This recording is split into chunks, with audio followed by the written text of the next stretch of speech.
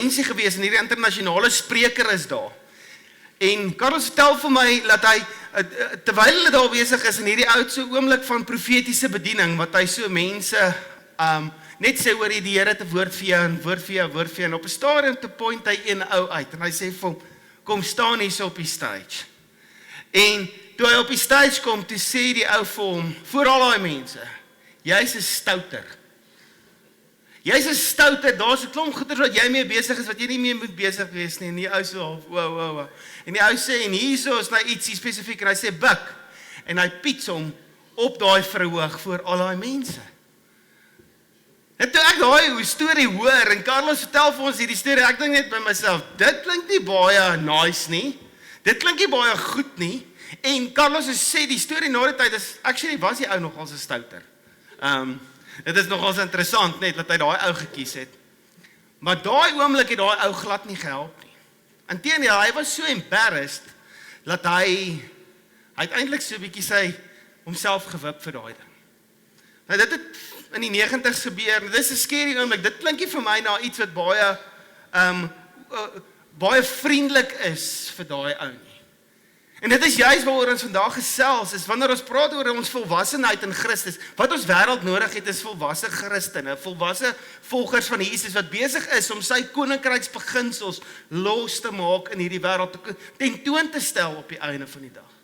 En soos wat jy weet, vrug kan jy nie forceer nie, as jy dit gaan try forceer, jy gaan nie.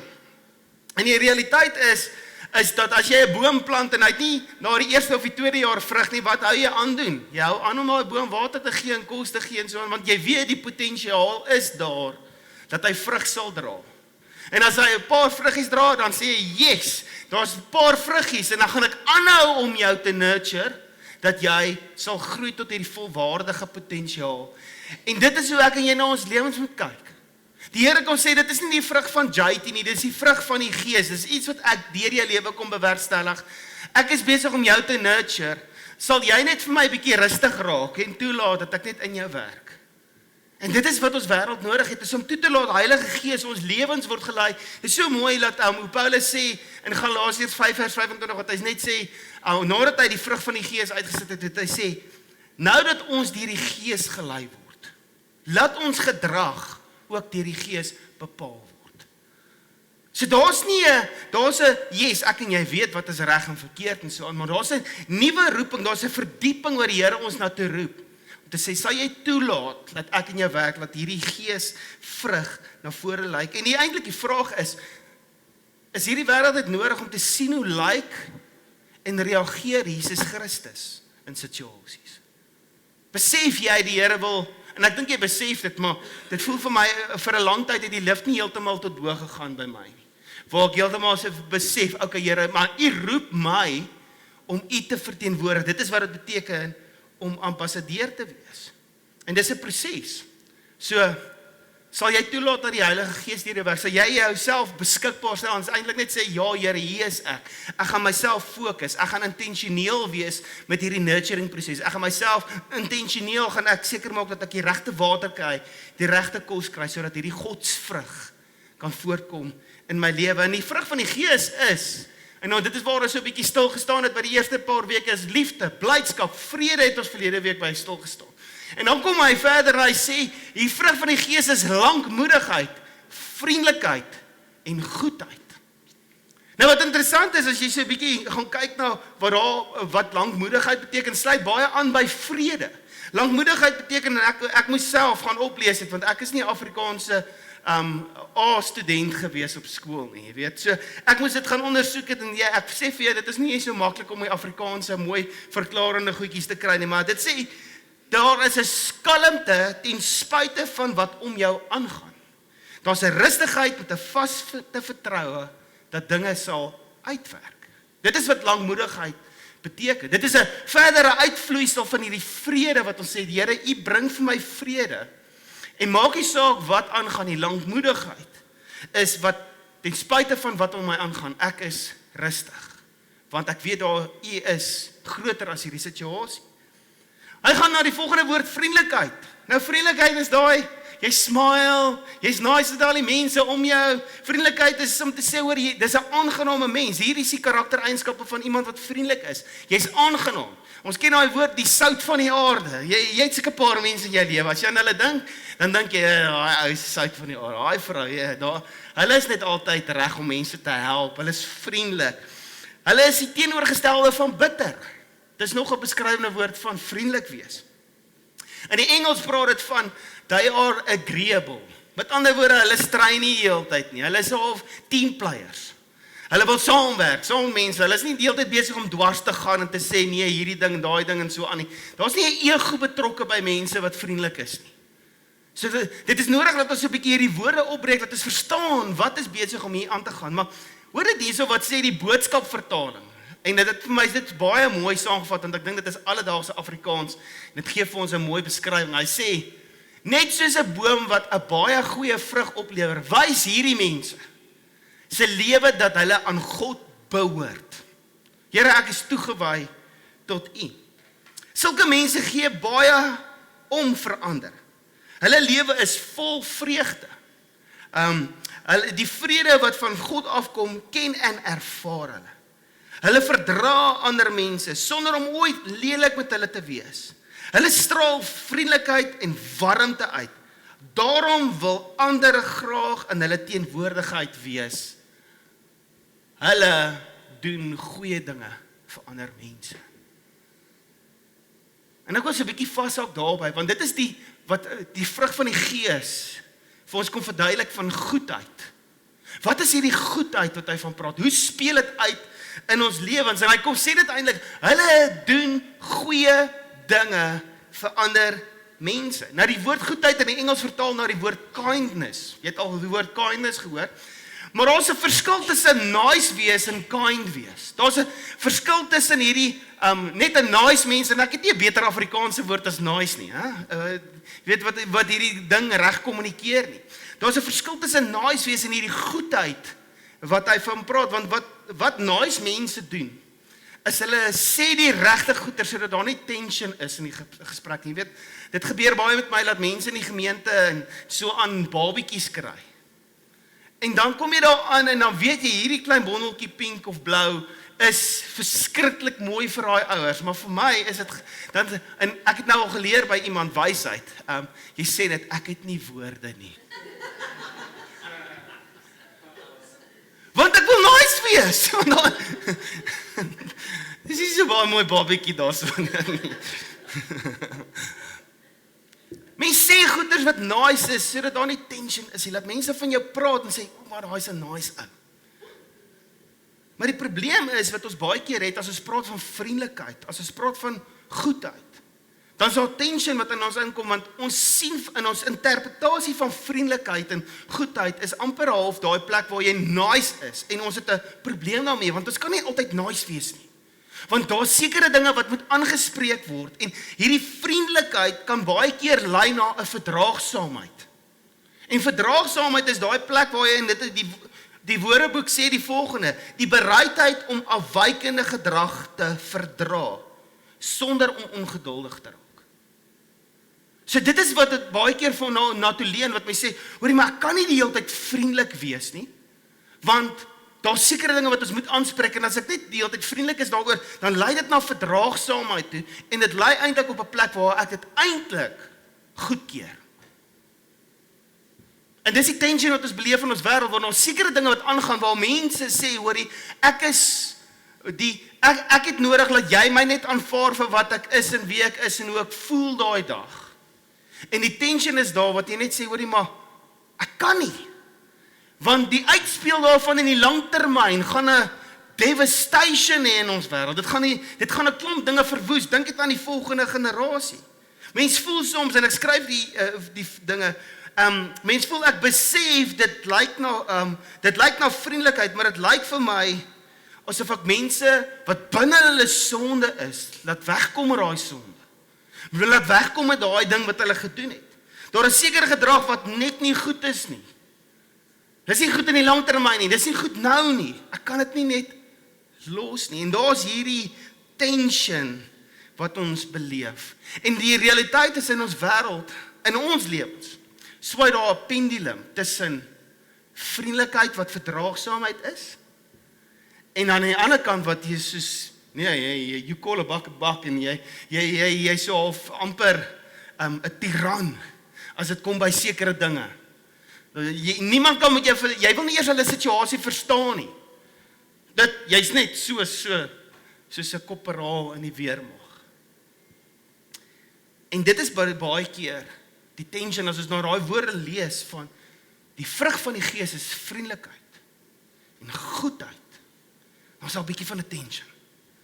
En dit is hoekom dit goed is dat ons 'n bietjie in die woord inklim en na daai woorde gaan kyk. Nou die ding met goedheid is dat goedheid is ander mense gefokus.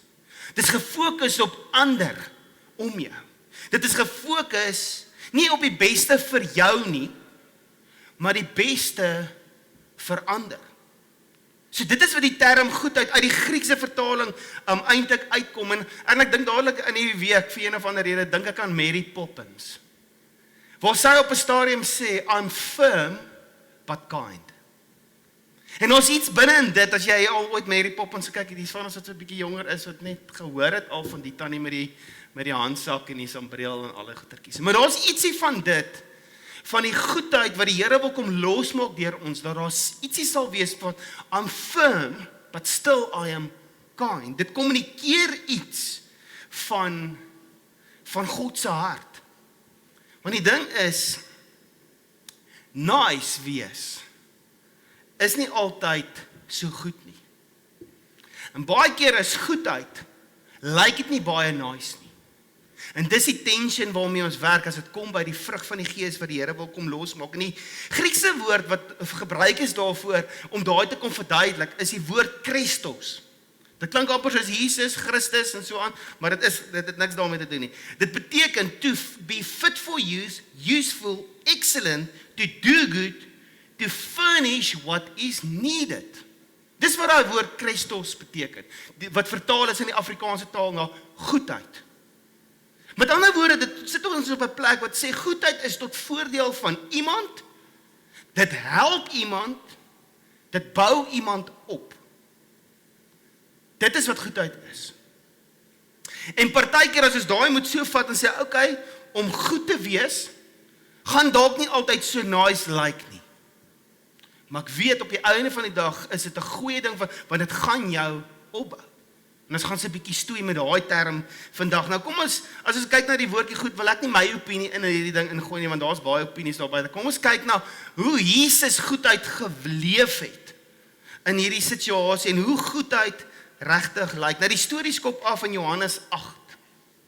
Dit wys vir ons 'n baie mooi prentjie van hoe hierdie goedheid, of hierdie in die Engels die kindness regtig lyk op die einde van dag. So as jy so lank in jou Bybel wil soontoe blaai, daar wil jy onderstreep 'n paar goedjies of 'n paar notas maak in jou Bybel. Maar kom ek gee jy net so 'n bietjie konteks van wat hier aan die gang is.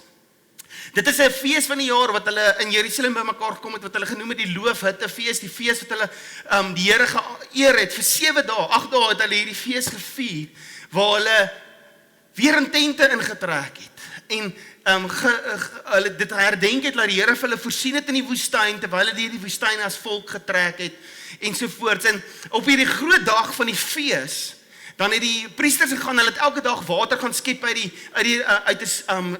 'n spesifieke stroom uit, 'n fontein uit, en dan het hulle gegaan, en hulle dan op die altaar hierdie water uitgegooi as die verteenwoordiging van God wat water vir hulle voorsien het, en dat God die sustenance is, die groei is in hulle lewens. En op daai laaste dag van die fees, sal jy dalk onthou dat Jesus het toe opgestaan en vir mense gesê, ek is die water van lewe, en die wat by die fontein van lewe, en die wat by my kom drink, sal nooit weer dors hê nie. Daai wat julle daar so, daai simbool wat julle daar uitgiet, ek is daai simbool, ek is die verwesenliking van dit wat God kom doen het. En natuurlik was daar 'n klomp stryery en 'n klomp ouens het, hoe durf jy dit sê, en allerlei goedjies en so. So daar's 'n vibe daarso in die dorp, daar's in Jerusalem, daar's duisende mense wat gekom het vir hierdie fees. En dis waar Johannes 8 afskop, waar Jesus na die Olyfberg toe gegaan het. En dit sê vir ons, Jesus het na die Olyfberg toe gegaan, waar hy gewoonlik gaan bid het, en vroeg in die môre het hy weer in die tempel gegaan. En al die mense het na hom gekom en hy het gaan sit en hulle geleer. Nou wat baie interessant is, jy moet nou hierdie prentjie sien. Hier kom 'n rabbi, hy's gesien as 'n rabbi. En hy stap in hierdie tempel in en al die mense wat daar was, kom toe na hom toe. Want daar's 'n manier hoe hy geleer het wat mense net gesê het, "Wow, hierdie is totaal en al 'n nuwe, hierdie is nie aangeplak nie, hierdie is real." Maar wat interessant is dat die feit dat Jesus gaan sit het, gewoonlik sou 'n rabbi gestaan het as hy die mense geleer het, en hulle sou gaan sit het. En daar is twee praktiese rede dat die mense hom kan sien en hom kan hoor. En in daai tyd het hulle nie luidsprekers gehad en so aan nie. Maar die tweede rede was dat daai rabbi het verteenwoordig dat hy staan in die autoriteit van dit wat hy besig is om te leer. Maar Jesus is intentioneel om te gaan sit by hulle, en ons gaan nou by die significance van dit uitkom. Nou, die storie gaan aan waar die fariseërs toe inkom, en hulle sien Jesus is besig om te leer, en hulle bring 'n vrou wat in oorspel gevang is. Bring hulle voor Jesus, en hulle laat haar voor die mense staan. Nou moet jy die prentjie sien. Ek weet nie hoe lyk jou prentjie van die tempel nie, en waar die mense besig is, honderde mense wat daar so staan, en hierso word 'n vrou wat in oorspel gevang is. Nou, ek weet nie hoe baie het sy aangehaat nie. Ek weet nie wat daai situasie was, het hulle haar so 'n bietjie gekarniffel, omdat hulle haar gevang het, omdat sy besig is om hulle wet te oortree. En hierso sleep hulle haar, en sy staan voor al die mense, en in die publiek word sy op 'n verhoog geroep. En hulle sê vir hom, jy is 'n stouter, en jy moet gepiets word.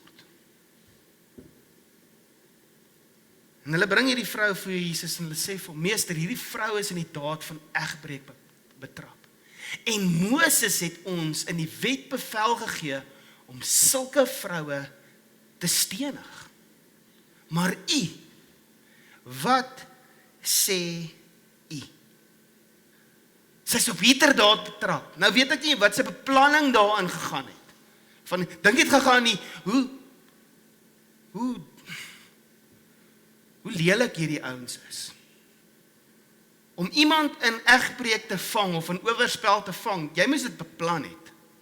Want is iets wat gewoonlik in die privaatheid van 'n huis gebeur.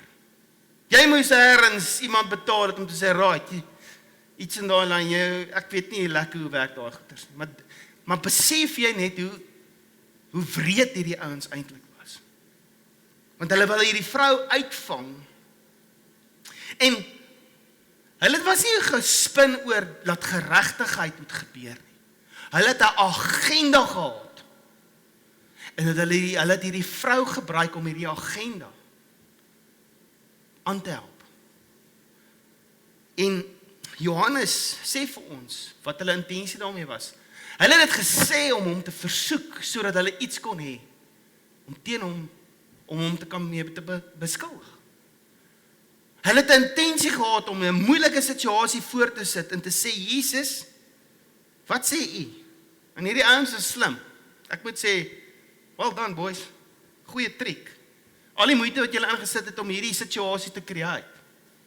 Maar Jesus was slimmer, en ons gaan nou sien hoe hy slimmer was. Is asof hulle vir Jesus sê, Jesus, ons hoor jy praat oor die liefde van God. Ons hoor jy praat jy oor liefde van God is alles. Maar wat van God se wette? Is dit net liefde, of gaan jy God se wet ook kan toepas soos wat jy liefde toepas? Gaan jy God se wet kan toepas? En is asof hulle so 'n bietjie gekom het en ons gesê, kom ons skit bietjie Jesus se hokke, kom ons kyk wat kom uit met hierdie versoeking. En hier is die ding, hoe die ouens opgetree het, was duidelik dat hulle harte nie goed was nie. They were not being kind. Hulle was besig om wreed te wees. En dit is interessant hoe 'n baie sterk godsdienstige kant kan loskom en eerder in steede van genade en liefde en herstel en opbou te kommunikeer dit eintlik net wreedheid. Hierdie geregtigheid moet kom geskied in hulle opinie. Hierdie vrou die wet geminag, Jesus, wat sê jy? Want die wet is die wet. En Jesus se reaksie was die volgende. Maar Jesus het neergebuk en het met sy vinger op die grond geskryf. Nou wat interessant is van die Griekse woord daar, is die woord kupta, wat letterlik beteken om neer te buk. En in daai situasie, waar daar 'n vrou in jou teenwoordigheid gestaan het, in daai tyd was die samelewing so saamgestel dat 'n man het nooit voor 'n vrou gekniel. Nooit. En hierso is Jesus in hierdie situasie, die vrou staan hier so voor hom, en toe hulle hom daag op hierdie ding, toe gaan hy af, en hy begin in die grond skryf. Dit is ongeken, dit is ondenkbaar. Hoe sou hy die posisie van 'n dienaar inneem voor hierdie vrou? 'n Vrou wat die wet gebreek het. Hoe neem jy hierdie posisie in van dienaar? En Jesus, wat het jy geskryf daar? Nou, ek dink nie ons sou noodwendig Aramees kon verstaan as ons nou geweet het dat daar gestaan en skryf het nie, maar daar's baie van die akademiese ouens en die teoloë wat gestoeid oor hierdie ding en gedink het en so aan, en dan gedink hulle nie daaroor nie. Hulle gaan kyk na ander dele in die Bybel wat dalk 'n bruggie kan bou om te verstaan wat besig is om daai situasie te gebeur. Een van die ouens se kommentare lê binne in die feit dat Jesus gegaan het op sy knieë en in die grond begin skryf het, hang aan wat in Eksodus 31 gebeur. Toe God die 10 gebooie vir Moses gegee het, sê die woord, en hy het met sy vinger op die tablette die 10 gebooie vir die mense gegee, en toe gee hy dit vir Moses. En laat die loos sê, maar in hierdie situasie was Jesus eintlik besig om vir hierdie ouens wat verskriklik simbolies was, ouens wat verskriklik, hulle die Bybel, die Ou Testament, vir al die eerste 5 boeke uit hulle koppe uitgeken. En hulle het simbole raak gesien, as iets gesimbolies gebeur het, hulle onmiddellik geweet, daai bruggie word gebou na daai ding toe. En Jesus was besig om eintlik die feit dat hy die Messias is van hierdie wêreld te onderstreep vir daai ouens, toe hy afgaan op sy knieë en in die grond begin skryf, want God het sy wet gegee met sy vinger. En Jesus kom eintlik hierso en sê vir hulle, die koning is die wetgewer. En julle dink julle toets my oor die wet. Ek is die een wat die wet geskryf het. Ek is die koning. En ek kan sien julle sukkel om te verstaan wat ek hier besig is om te doen. Want hulle het aangehou om vir Jesus te vra. Hulle het aanhou om te vra, en toe het homself weer opgerig. Nou as jy herhaling sien van dinge wat gebeur, moet jy aandag gee op dit. En dit wat interessant is van daai woord oprig, is net, sorry ek's 'n bietjie 'n nerd vandag, is oprig is die teenoorgestelde, anakupto. So kupto en anakupto. So daar's 'n girl gewees met die naam Marie, en toe's daar 'n ander enetjie met die naam ook Marie, maar toe sê hulle maar sy's 'n Anna Marie. Okay? So kupto en anakupto. Dis die teenoorgestelde van daai. Ek het die hele nag gelê en dink aan daai grappie.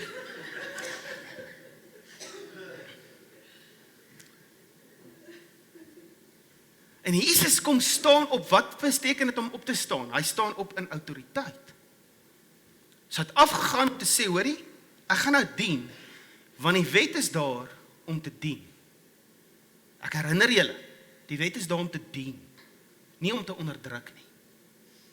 En nou dat julle aanhou, nou verstaan julle lekker, nou gaan ek opstaan in my autoriteit wat ek het. En Jesus draai na hulle toe, en hy sê vir hulle, die een van julle wat sonder sonde is die eerste, hulle met die eerste klip op haar gooi. En in ons gedagtes is dit 'n oulike metafoor, gooi haar met 'n klip. En ek weet nie wat jou prentjie, maar ons het nie 'n prentjie van wat dit is om iemand te stenig nie. Dit is gewoonlik so 'n cricketbal, dalk dink jy is 'n cricketbal groot klip, en as jy iemand raak gooi met 'n cricketbal groot klip, jy kan vir hom skade maak. En as jy akkuraat kan gooi, nog meer. En dit sou 'n rukkie vat om iemand dood te gooi, maar dit sal lank vat en dit sal seer wees. Dit sal lyding wees. Maar die groot klippe wat hulle gebruik het om iemand te stenig, was meer ietsie soos hierdie. Waar hulle gegaan het, En hier is die prentjie van 'n stenig, as wanneer hulle iemand gestenig het, is hulle hierdie ding swaar. Is hulle sou daai persoon sy hande agter hulle rug vasmaak in 'n gat wat omtrent 2 keer hoër is as wat hulle lengte is, ingooi. En dan sê hulle die eerste klip, sy gewoonlik 'n klip gewees het wat nog groter is as hierdie, wat 2 of meer mense moet optel, en dan sal hulle daai persoon gooi, en as die eerste klip hulle nie doodgemaak het nie, dan sal die res van die mense inklim, en die job klaar maak. Hierdie is die groot klip, wat hulle van gepraat het, en Jesus kom sê, jy wat sonder sonde is, tel jou klip op, en gooi hierdie vrou. Tel daai klip op, en gooi hierdie vrou.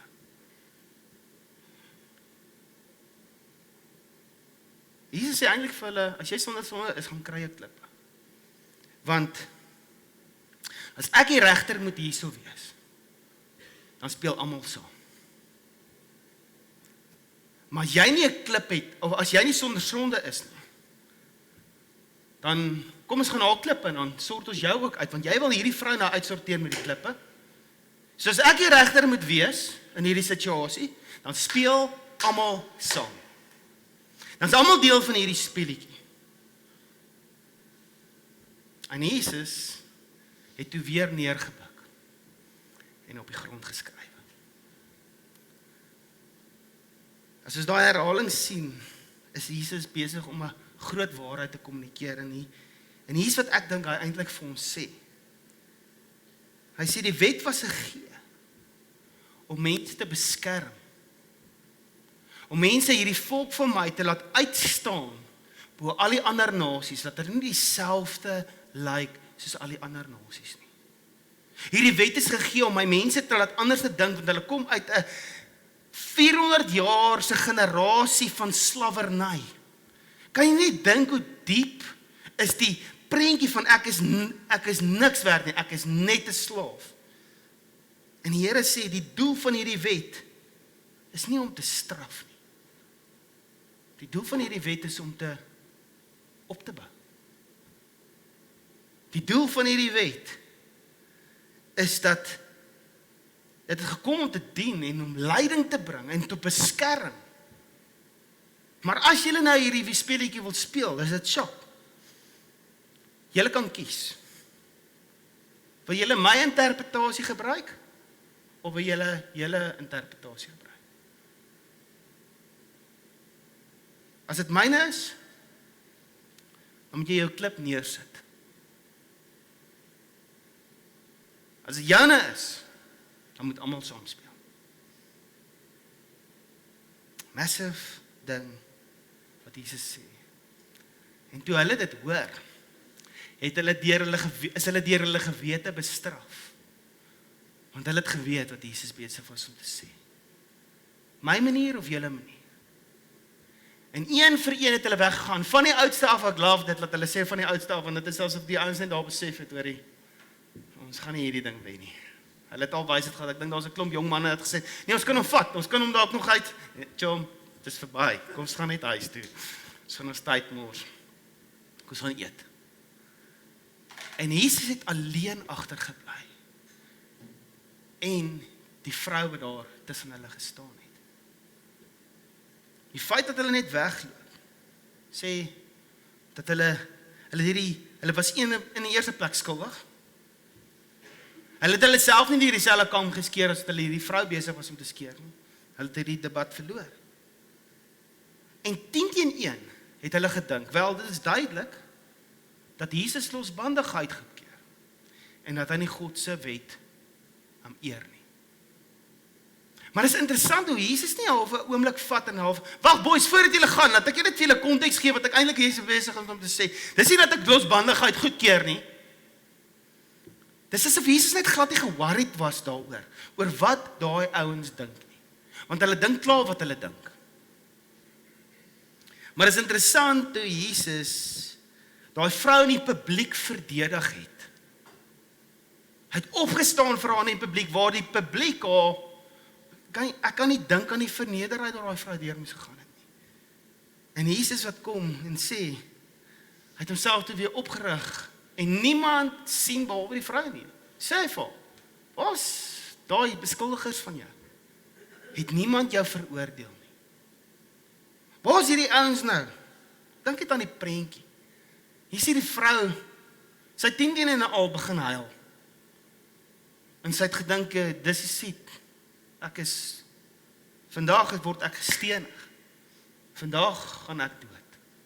Want ek het gesien hoe dit al gebeur het. Ek het gehoor hoe gebeur dit. En sy antwoord, niemand nie, Here. En Jesus antwoord haar, ek veroordeel jou ook nie. Ek gaan my klip neersit.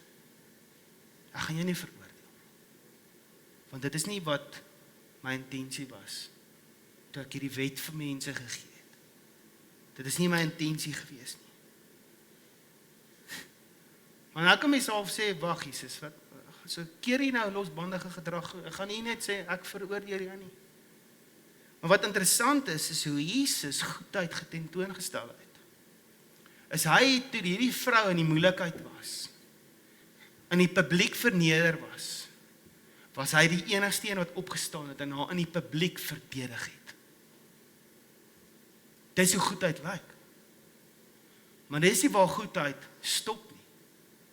Want toe niemand gesien het, toe Jesus alleen saam met hierdie vrou was, toe leen hy in haar lewe in en hy sê vir haar, sis, jy is nie veroordeel nie. Ek het soveel meer vir jou in hierdie lewe. Jesus het op 'n stadium gesê, ek het gekom nie om die wêreld te oordeel nie, maar om lewe te bring. Ek het ook nie gekom dat die wêreld my dien nie, maar ek het gekom om die wêreld te dien. En Jesus dra na haar toe. En waar ons sukkel met die konsep van goedheid en kindness. Here, hoe balanseer ons hierdie ding? Want ek wil nie iemand veroordeel nie. Ek wil nie daar wees nie, maar hulle kan daarmee aangaan soos wat hulle aangaan nie. Ek moet dit ergens aanspreek. En Jesus begin heel eers om vir haar te verdedig. En toe sê hy vir haar, ek veroordeel jou ook nie. Maar gaan heen en sondig nie meer nie. Niemand het dit gesien. Jesus leen in haar lewe in die privaatheid van verhouding. En hy praat met haar en hy spreek eintlik haar diepste behoefte aan. Ek dink dit is die lewe wat ek maar net, dit is maar net wat ek doen. Dis hoe ek groot gemaak is. En Jesus leen in haar lewe en sê, ek het soveel meer vir jou. Ek gaan jou nie veroordeel nie. Kan jy sien hoe lyk my genade? Maar hy spreek in haar lewe in met waarheid. En dit is hoe Johannes die hele storie set up in die begin van die boek van Johannes, dan kom praat hy oor Jesus, wat kom sê, hoorie, maar ek bring waarheid, en hy bring genade. En hy kom doen dit deur hierdie nederigheid, waar hy gesê het, hoorie, maar ek gaan jou kom dien. Hoe goedheid lyk is nederig. Ek gaan jou kom dien, ek gaan nie 'n bohaai maak oor hierdie ding nie, maar alles wat ek gaan sê, gaan opbouend wees. Gaan die beste vir jou hê. Al is dit nie nou so lekker om dit te hoor nie. Want my hart is goed. En hoe Johannes dit kom sê op in Johannes 1 vers 17, praat hy van, en ons het Jesus gesien, hy tussen ons gewoon, hy brei uit op Jesus, en dan kom praat hy oor Jesus wat vol genade en waarheid was. So Johannes is baie slim, alles wat hy in die begin van daai hoofstuk sit in hoofstuk 1, is hy besig om vir ons 'n setup. Jy gaan nou sien, in alles wat ek skryf, dat hierdie goeders die heeltyd feature. Dat hy vol waarheid en vol genade is. Hy het nie 'n bietjie van hierdie, 'n bietjie van daai, daar's nie hierdie balance game wat gespeel word nie, hierdie volheid van genade en waarheid. En dit is die plek waar hierdie tweeetjies oorvleuel. Kry ons dit, dat geregtigheid gebeur. Geregtigheid is herstel. Geregtigheid is, ek is herstel in my beeld van Christus en wie ek is in Christus. En dat ons sien, dat ware goedheid ons op 'n plek bring, waar ware geregtigheid kan gebeur. Jesus was nie eendag genadig en die volgende dag net in waarheid nie. Want die realiteit is, as mens oorgaan na die een, as jy al vir waarheid is, alles vir waarheid, dan kom dit baie veroordelend oor. Want daai Fariseërs is reg. Sy was besig om droog te maak. En die waarheid is, ons moet haar stenig. Maar wat hulle gedoen het, is hulle het haar veroordeel. Hulle wou haar nie help nie. Hulle wou haar weghelp. Onder die grond inhelp. As jy meer is vir genade, en dit is net genade, kan genade baie keer oorkom dan, dat jy iets goedkeer. Jy het net al hierdie genade vir al die mense om jou, en so aan, en dit is maar net so half, jy aanvaarding, en, Jesus is lief vir jou, en dan, as jy eintlik stil swaai en besig om te sê, hoorie maar, dis okay wat jy doen, dit wat jy nou mee besig is, dis okay. Jesus is lief vir jou. En ons het attention daarmee, dit kan nie net die hele tyd net daai genade wees nie. En as ons mooi daaroor dink, as dit of die een of die ander een is, in die groter prentjie, is dit eintlik wreed, om veroordelend te wees. Ons het dit gesien in die storie van hierdie Fariseërs. Maar aan die ander kant is dit ook wreed, wanneer ons net genade het vir almal, en hulle nie opbou en help, om werklik in die volheid van Christus te leef nie. En ons mensdom sukkel hiermee. Ons het hierdie tension, dis of die een of die ander een, en daar is iets wat die Here wil kom bring, waar hy nie die pendulum een kant toe laat swaai nie, want dit is wat met ons gebeur. Ons gooi die pendulum rond. Dan kan jy net dink, Jesus wat na hierdie vrou toe kom en sê, ek is lief vir jou, maar jy weet net so goed soos ek, as jy aanhou met wat jy mee besig is, jy gaan jou lewe verwoes. Jy gaan jou lewe verwoes.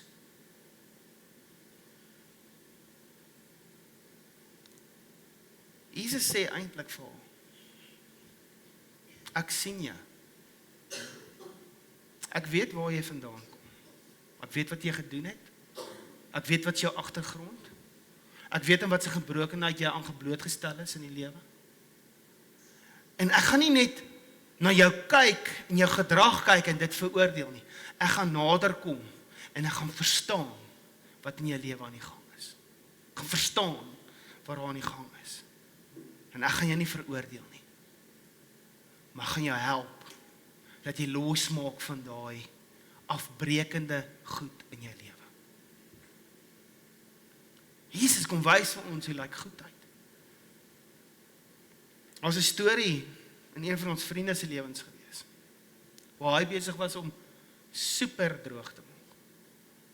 Getroud, 3 dogtertjies. En op 'n stadium sê hy vir my, hier is JT, daar's baie girls, hy is 'n onderwyser, aantreklike jongen. Lank, blond, sportief, slim, sy M gedoen, al haar goedjies. En daar's 'n klomp van hulle wat vlerksleep by hom. Want hulle sien weer goedjies in hom en hulle waardeer wat hy doen by die skool. En sy vrou waardeer dit nie meer so baie nie. En aanvanklik het ek gedink, dit is maar net 'n versoekingkie, maar chom, sê vir daai tannie, nee, soos wat jy in die rugby doen, stamp hulle af, jaag hulle weg.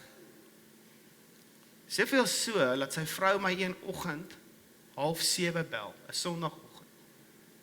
En sy huil oor die foon, sy sê, my man is besig om op my te verneek. So ek, okay, so nou trek julle my in die middel van hierdie ding. Okay, cool. En ek het in daai situasie ingestap, en dankie tog met wysheid en dinge wat ek by al oor die jare geleer het, gaan ek na hom toe en ek en hy maak 'n afspraak en ek gaan sit by hom en ek sê vir hom, chomma. Nee, hy is te groot. Ja. Nee, groot sien, ek sal nie met hom fight nie, maar ek sit met hom en ek sien hy's vulnerable. En in daai oomblik besef ek het nodig om met hierdie ou te praat oor wie hy is. En ek begin hom te vertel van waar ek hom leer ken het, waar hy sy vroukie in ons eerste jaar ontmoet het, oor sy ore te verlief was op hierdie girl, wat 'n solid ou hy in die Here is, wat se waardes hy al losgemaak het onder die seuns wat hy coach by die skool, en dit is hoekom hy in die onderwys in is, want hy weet die Here het hom geroep vir hierdie dinge. En hoe hy besig, en ek het net gegaan en sê wat hy vir ons vriendekring beteken, en wat hy in ons gemeente beteken. En 'n oomblik gevat, net om vir hom te sê, dit is wie hy is. Om die genade van die Here net te kom wys, want ek dink hy was reg om te sê, okay, Piet, maar ek was stout. Maar waar ek en hy alleen was, kon ek met hom praat oor wie hy eintlik is in die waarheid, of hierdie genade van die Here kon neersit. En hy het dit verskriklik waardeer. Hy het gesê, "Jesus, ek gedink ons gaan nou 'n ander gesprek hê." Hy het gesê, hy is uit die moed uit. Hy het gesê, "Ek het nie gedink jy gaan my gat lek nie." En toe sê ek, "Okay, maar kom ons praat nou oor die situasie." En toe het ons die situasie vasgevat en vertel, besef jy jou aksies, wat se invloed het dit op 3 dogtertjies, 'n vrou, 'n vriendekring, 2 families, die versoeking se lewe. Besef jy wat is die implikasie van dit, wat jy nou sê, ja. En die feit dat ons in daai oomblik kon sit en ons kon praat oor wie hy werklik is in God se genade en oor die waarheid kon praat en die implikasies van dit. Wat se effek dit in daai ou se lewe gehad het.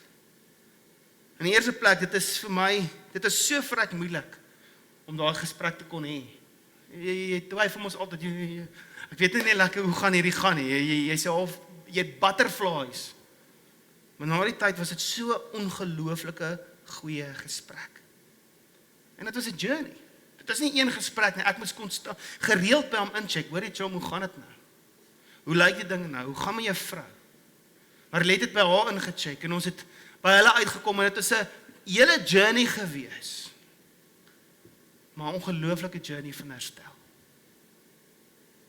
Omdat daar iets was van God se genade en sy waarheid. Dit is wat goedheid is. Om nice te wees, ignoreer jy die dinge wat eintlik aangespreek moet word. Want jy's bang vir die ongemak. Maar goedheid kom sê, ek's lief vir jou. Maar kom ek praat met jou. Ek's lief vir jou. Kom ons hanteer hierdie dinge in privaat. En ek weet daar situasies waar ons by die werk is, waar ons met kollegas sit, waar daar klomp goeders om ons gebeur, waar jy eintlik iemand moet eintlik vastrap en uittrap en al agters. Maar dit is dalk nodig dat jy eers in die publiek hulle verdedig, want hulle wil gestenig word. En in die privaatheid van jou kantoor met hulle praat oor, besef jy wat is die implikasie van hierdie. Ons wêreld het meer van daai goedheid nodig. Want dit is of die een of die ander een. En weet jy wat? Daai ou wat op die stage was, ek was so bang toe ek daai storie gehoor het as 'n jong Christen. Sê nou net dit gebeur met my. Iemand roep my so uit in die publiek. Ek wil net vir jou sê, daar is nie die Here se hart nie. Weet jy wie daai ou was nie? Maar ek dink nie dit is hoe die Here operate, want ek sien nie dat die Here so operate in die woord nie. Waar iemand in die publiek verneder is, het hy hulle verdedig. Waar Jesus dan privaat saam met hulle was, het hy hulle herstel en opgebou. En dis die goedheid wat die Here ons na te roep in hierdie wêreld. Ons wêreld het nie niceness nodig nie. Ons goedjies wegpraat en ompraat en so aan nie. Ons wêreld het genade en waarheid nodig wat lei na daai geregtigheid. En ek en jy het nodig om die Here te engage oor hierdie, omdat ons nou deur die Gees gevul is en deur die Gees gelei word, so word ons gedrag deur die Gees bepaal. Ek en jy het nodig, en hierdie is die dieper vraag, om dieper te gaan in hierdie week, is wat van dit moet jy na jou wêreld toe vat en gaan sê, okay Here, ek het nodig om met U te stoei oor hierdie ding. En nou, jy moet nie impulsief wees en inhardloop en sê, okay, ek gaan nou net genade en dan 'n bietjie waarheid ingooi en gaan sit by die Here vir elke liewe situasie en leen in hulle lewens en sê, ek sien jou. Besef dit gaan moeilik. Maar kom ons praat nou oor hoe ons jou herstel.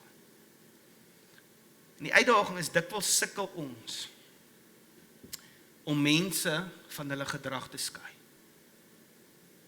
Jesus het daai vrou geskei van haar gedrag en hy het al gesien vir wie sy regtig is. Ons sukkel daarmee. En my vraag vir jou is, wie in jou lewe weet jy, sukkel jy om te skei van hulle gedrag? En jy hanteer hulle as gevolg van hulle gedrag, soos wat jy hulle hanteer. Maar waar die Here kom en hy sê, hoor, ek wil hê jy moet hulle skei, want hulle is so waardevol. Skei hulle van die gedrag, en hê genade vir hulle daar, en bou hulle daar so op, en dan spreek ons die gedrag aan. Wie is daai mense in jou lewe? En ek wil jou challenge, want dit challenge my. Ek moet met Mornay hierdie week gaan sit.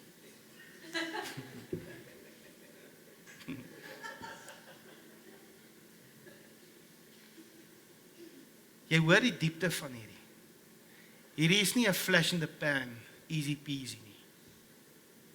Hierdie gaan van jou vra om regtig eerlik te gaan wees met jouself. Here, hoe lyk u goedheid deur my lewe? Hierdie tafel van nagmaal verteenwoordig 100% God se genade en sy waarheid. En ek wil jou nooi vanoggend om daai situasie, daai individu, daai verhouding dalk na hierdie tafel toe te bring, en vanoggend verteenwoordig dit net die Here wat sy lewe gegee het, sodat jy kan lewe, sodat almal kan lewe, dat almal sy goedheid kan beleef. En vanoggend is dit dalk net 'n oomblik om bewus te raak van God se groot genade in jou lewe, en die waarheid dat hy wil kom losmaak deur jou lewe. So ek wil graag saam met jou bid, en dan gaan ons in hierdie tyd ingaan, wil ek jou nooi vir nagmaal. So Vader, dankie. Jesus, dankie dat u ons hierdie koninkrykslewe kom oopbreek het. Dat u vir ons kom wys het hoe dit lyk om in genade en in waarheid te leef. Dankie Jesus, dat u besig is om in ons lewens u godsvrug voor te bring. En soos wat u besig is om ons gedagtes en ons siel eintlik te kom vul met hierdie waarheid en woord. Vader, dankie ek u ons, laat u ons kom vul met die Gees en werk in ons harte, werk in ons diepste wese, en hoe ons net hierdie waarheid en genade uitleef in ons wêreld. Vader, ek kom bid vir daai situasies wat ons weet, hoorie, ek moet daai ding gaan aanspreek, of dalk voel elkeen van ons is op 'n plek waar genade en waarheid nou moet feature in ons persoonlike lewe. Ek kom bid vir daai situasies, dat u wil sal geskied, soos wat dit is in die hemel, so ook op aarde. Want ons wêreld, Here, het daai goedheid nodig.